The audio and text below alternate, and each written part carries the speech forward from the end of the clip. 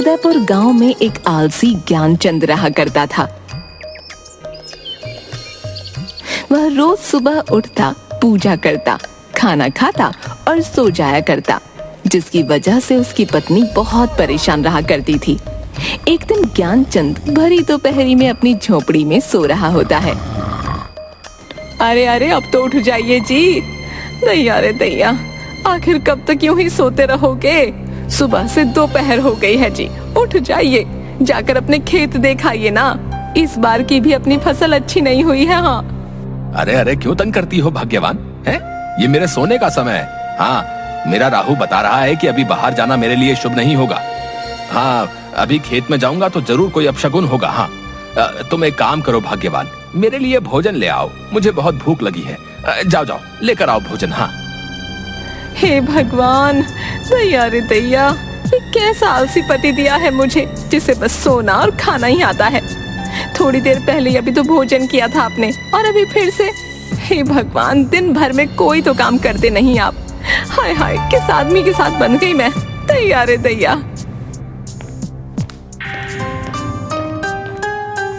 ये देखिए जी, मैं आपके लिए भोजन ले आई हूँ, अब तो उठ जाइए ना।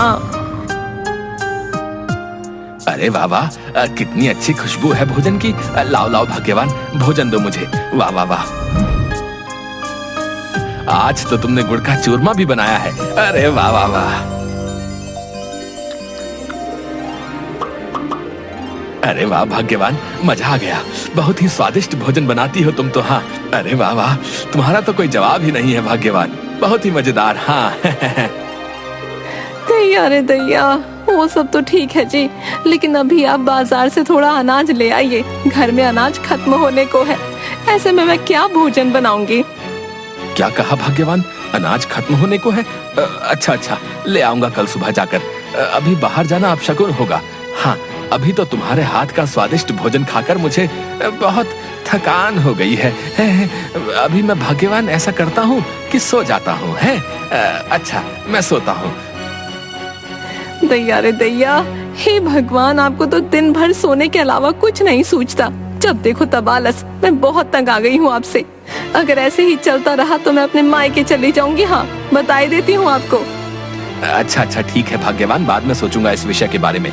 अभी मुझे नींद आ रही है। हाँ, तुम मुझे सोने दो। हाँ। जिसके बाद ज्ञानचंद खर्राटे लेता हुआ सो जाता है। अगली सुबह एक साधु महाराज ज्ञानचंद के घर भिक्षा मांगने आते हैं। अरे कोई है? साधु को भिक्षा दे दो, भिक्षाम देहि। अरे साधु महाराज, क्या चाहिए आपको? बताइए मुझे, मैं अभी लाकर देती हूँ। हाँ। बेटी, मैं काशी यात्रा से लौटा हूँ, मुझे बहुत भूख लगी है। अगर खाने को थोड़ा भोजन मिल जाता तो थोड़ी शांति मिलती बेटी। अरे हाँ हाँ, क्यों नहीं साधु महाराज, आइए आइए, हमारी झोपड़ी में आइए ना, मैं अभी आपके लिए भोजन लेकर आती हूँ। हाँ। अरे क्या हुआ भाग्यवान, क्यों चिल्ला रही हो? अरे मुझे मेरी नींद से जगा दिया तुमने। आखिर किससे बात कर रही हो? अरे दैया रे दैया, उठ गए आप, ये तो चमत्कार ही हो गया। देखिए देखिए, काशी से साधु महाराज आए हैं हमारे द्वार पर।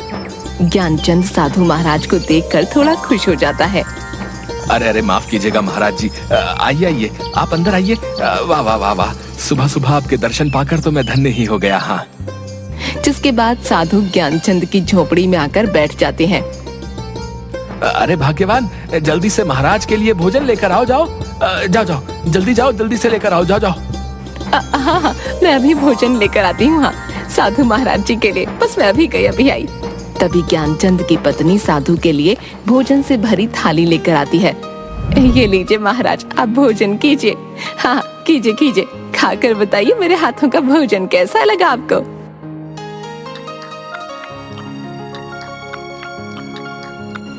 अरे वाह वाह, बहुत ही स्वादिष्ट भोजन था। मेरी तो आत्मा ही तृप्त हो गई बेटा। सच में तुम्हारी पत्नी के हाथों में तो मां अन्नपूर्णा का स्वाद है। बेटी बहुत खूब, मैं बहुत खुश हुआ। इसलिए तुम कोई भी मुझसे एक इच्छा मांग सकती हो। तभी ज्ञानचंद ये सुनकर खुश हो जाता है। क्या सच में महाराज आप मेरी एक इच्छा पूरी कर सकते हैं? अगर ये सत्य है महाराज तो मुझे वरदान दे दीजिए कि मुझे जीवन में कभी कोई कार्य ना करना पड़े महाराज। मैं पूरा जीवन आराम करके ही बिताना चाहता हूँ। हाँ। ये बात सुनकर साधु महाराज थोड़ा हैरान हो जाते हैं। ये तुम क्या बोल रहे हो बेटा? ये मनुष्य जीवन है। मनुष्य को अपना जीवन व्यतीत करने के लिए अपने दैनिक कार्य तो करने ही पड़ते हैं। तुम्हारी ये इच्छा सृष्टि के नियम के विरुद्ध है बेटा। महाराज आपने कहा ना कि आप मेरी एक इच्छा पूरी कर सकते हैं, तो मैंने आपको अपनी एक इच्छा बता दी महाराज। अगर अब आपने मेरी इच्छा पूरी नहीं की तो यह आपके बोले गए शब्दों का अपमान होगा महाराज। हाँ। तभी ज्ञानचंद की ये बात सुनकर साधु थोड़ा सोच में पड़ जाता है। अच्छा तो ठीक है, अगर यही बात है तो हम तुम्हारी ये इच्छा अवश्य ही पूरी करेंगे।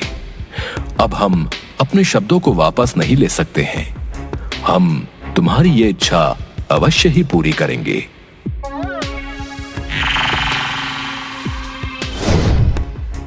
डरो मत, ये जादुई राक्षस है। ये तुम्हारी हर इच्छा पूरी करेगा। तुम्हारी इच्छा है कि तुम जीवन में कभी कोई कार्य न करो, तो ये जादुई राक्षस तुम्हें कोई कार्य नहीं करने देगा। तुम्हें जो भी कार्य करवाना होगा ये जादुई राक्षस कर देगा। लेकिन याद रखना, इस जादुई राक्षस को तुम्हें हमेशा किसी न किसी कार्य में ही व्यस्त रखना होगा, क्योंकि जिस दिन इस राक्षस के पास करने को कोई कार्य नहीं होगा ये तुम्हें ही खा जाएगा।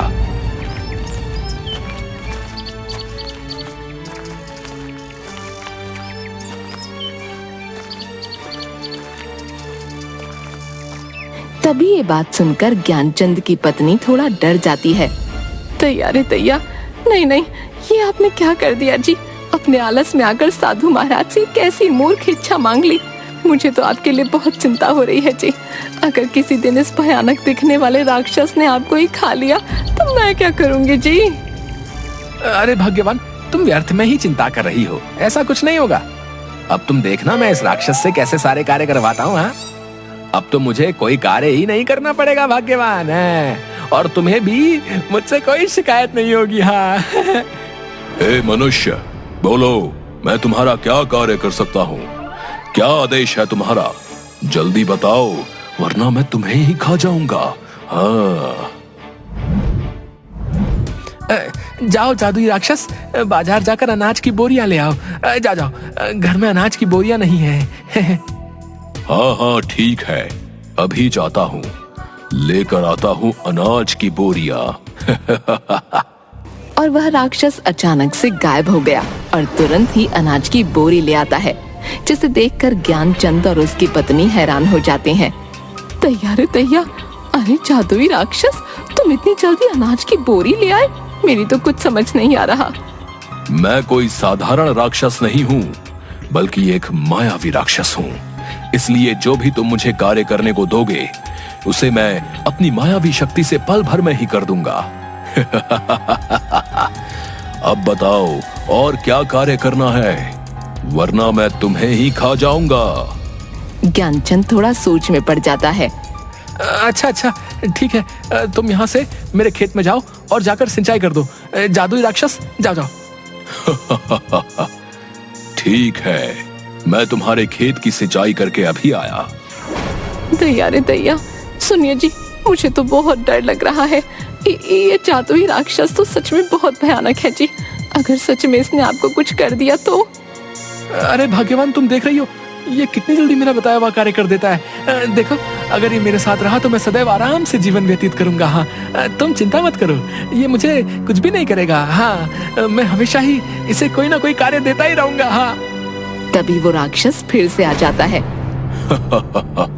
हे मनुष्य, मैं तुम्हारे खेत की सिंचाई कराया हूँ। तुम्हारे खेत की सिंचाई करके मुझे बड़ा ही आनंद आया, लेकिन अभी मुझे बहुत जोरों की भूख लगी है। जल्दी से मेरे लिए भोजन का प्रबंध करो, वरना मैं तुम्हें ही खा जाऊंगा। अरे नहीं नहीं जादुई राक्षस, तुम क्या बोल रहे हो? इन्हें कुछ मत करना, मैं भी तुम्हारे लिए भोजन लेकर आती हूँ। हाँ। तभी ज्ञानचंद की पत्नी राक्षस के लिए खूब सारा अलग अलग तरह का खाना लेकर आती है। सारा भोजन चटकर जाने के बाद, और भोजन लेकर आओ, जाओ मुझे और भूख लगी है। जाओ मेरी भूख शांत करो। ज्ञानचंद और उसकी पत्नी दोनों ये सुनकर दुखी हो जाते हैं। अरे अरे, पूरे घर का राशन तो खा गया ये जादुई राक्षस। आखिर अब कैसे शांत होगी इसकी भूख। तभी उसकी पत्नी घर के बाहर लगे एक तुलसी के पेड़ के पास जाती है और बहुत बड़े पतीले में जिसमें खूब सारा दूध रखा होता है उसमें उन तुलसी के पत्तों को डाल देती है और उस दूध के पतीले को राक्षस के पास लेकर जाती है। ये लो जादुई राक्षस, इस दूध को पी लो, इस दूध से तुम्हारी भूख शांत हो जाएगी। जिसके बाद राक्षस सारा दूध पी जाता है और एक लंबी डकार लेता हुआ हाँ भाई, अब आया मजा। अब मेरी भूख शांत हो गई है। वाकई ये दूध बहुत ही स्वादिष्ट था। आनंद आ गया। अच्छा बताओ, अब क्या कार्य करना है तुम्हारा? जल्दी बताओ, वरना मैं तुम्हें खा जाऊंगा। अब ज्ञानचंद उसे कोई ना कोई काम बता देता और राक्षस झट से कर देता। लेकिन एक दिन ऐसा आया जब ज्ञानचंद के पास उस जादुई राक्षस को बताने के लिए कोई काम नहीं था। ऐसे में ज्ञानचंद बहुत दुखी हो गया। अरे भाग्यवान, ये मैंने क्या आफत अपने गले में डाल ली है। उस राक्षस को मैं जो भी काम देता हूँ वो राक्षस उसे बहुत शीघ्र ही कर लेता है। आज तो मेरे पास उसे देने के लिए कोई काम भी नहीं बचा। अब ऐसे में तुम ही बताओ मैं क्या करूं। लगता है आज तो मुझे वो राक्षस खा ही जाएगा। हाय भाग्यवान, अब मैं क्या करूंगा। अब तो मैं तुम्हें छोड़कर उस राक्षस के पेट में जाने वाला हूँ। हाय हाय हाय। दैया रे दैया, आप चुप हो जाइए जी। मैंने आपसे कहा था वो जादुई राक्षस बहुत भयानक है, लेकिन आप चिंता मत कीजिए। मैं उस जादुई राक्षस को आपको कुछ नहीं करने दूंगी। हाँ, लेकिन आपको भी मुझसे वादा करना होगा। आज के बाद आप अपने सारे काम खुद ही करेंगे। हाँ। अरे हाँ हाँ भाग्यवान, मैं वादा करता हूँ आज से अपने सारे कार्य स्वयं ही करूंगा। हाँ, लेकिन तुम मुझे उस राक्षस का भोजन बनने से बचा लो भाग्यवान। अच्छा अच्छा ठीक है। अब आप देखना मैं उस राक्षस को आज कितना महत्वपूर्ण कार्य देती हूँ जिसे वो जादुई राक्षस कभी पूरा नहीं कर पाएगा। तभी वहाँ पर राक्षस आ जाता है और ज्ञानचंद से, हे मनुष्य, बताओ मुझे आज क्या कार्य करना है। जल्दी बताओ, वरना मैं तुम्हें ही खा जाऊंगा। अरे दैया, ओ जादुई राक्षस, आज मैं तुझे काम देती हूँ। मेरी झोपड़ी के पीछे एक मोती नाम का मेरा प्यारा कुत्ता रहता है। तुम जाओ और उस मोती की दुम को सीधा कर दो। जब तक उस मोती की दुम सीधी नहीं हो जाती तुम यहाँ वापस मत आना। हाँ। अच्छा ठीक है, मैं अभी जाता हूँ और उस मोती कुत्ते की दुम को सीधी करके अभी आता हूँ। अरे भाग्यवान, ये क्या काम दिया तुमने उस जादुई राक्षस को। तुम देखना वो अभी मोती की दुम सीधी करके आता ही होगा। हाँ, अब तो वो मुझे खा ही जाएगा। हाँ। दैया रे दैया, आप भी ना बिल्कुल मूर्ख ही हैं। अरे भला कुत्ते की भी दुम कभी सीधी होती है? वो जादुई राक्षस मोती की दुम को कभी सीधा नहीं कर पाएगा। हाँ, और ना वापस यहाँ लौट कर आएगा। अरे वाह वाह वाह भाग्यवान, ये तो मैंने सोचा ही नहीं। अरे भाई वाह वाह, मान गया तुम्हें। क्या दिमाग लगाया तुमने भाग्यवान। हाँ भाग्यवान, बहुत ही अच्छा। हाँ, अब वो राक्षस वर्षों तक कभी मोती की दुम को सीधा नहीं कर पाएगा। हाँ। जिसके बाद अगले ही दिन से ज्ञानचंद अपने सारे काम खुद करने लगा, किसी आलस के बिना। और उधर जादुई राक्षस मोती के पीछे उसकी दुम को सीधा करने के लिए कई वर्षों तक यूं ही भागता रहा।